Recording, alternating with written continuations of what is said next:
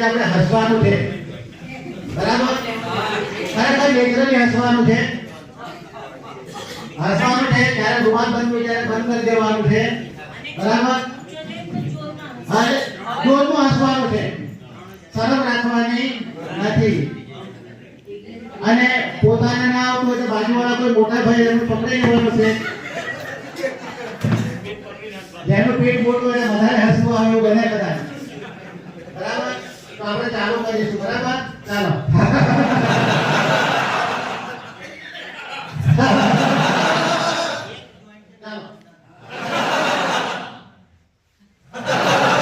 હસો હસો.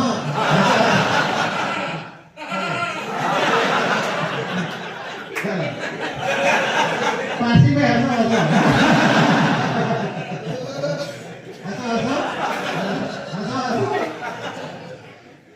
હસવામાં કંજુસાઈ કરો.